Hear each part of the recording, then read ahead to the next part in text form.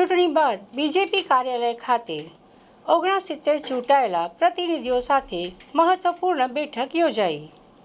વડોદરા ભાજપ કાર્યાલય ખાતે યોજાયેલી આ બેઠકમાં શહેરના 69 જેટલા ચૂંટાયેલા પ્રતિનિધિઓ હાજર રહ્યા હતા। ચૂંટણીમાં ભવ્ય વિજય બાદ હવે જવાબદારીનો વારો છે, ત્યારે સંગઠન અને ચૂંટાયેલા સભ્યો વચ્ચે સીધો સંવાદ સ્થાપિત કરવામાં આવ્યો હતો। બેઠકમાં સ્પષ્ટ માર્ગદર્શન આપવામાં આવ્યું હતું કે તમામ પ્રતિનિધિઓએ સંગઠન સાથે સંકલન જાળવીને પ્રજાના પ્રશ્નોનું ત્વરિત નિરાકરણ લાવવાનું રહેશે।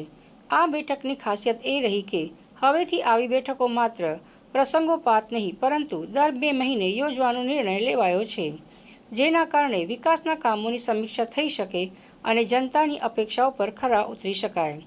તમામ નવા પ્રતિનિધિઓએ સંગઠન સાથે મળીને કામ કરવા સૂચના, વિકાસના કામોમાં ઝડપ લાવવા માટે જરૂરી માર્ગદર્શન અપાયું।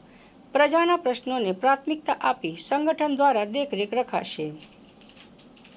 આમ વડોદરા ભાજપ હવે આગામી 5 વર્ષના એજન્ડા સાથે મેદાનમાં ઉતર્યું છે, જ્યાં સંગઠન અને સત્તા વચ્ચેના મજબૂત સંકલન દ્વારા પ્રજાના કામો કરવાની નેમ વ્યક્ત કરવામાં આવી છે।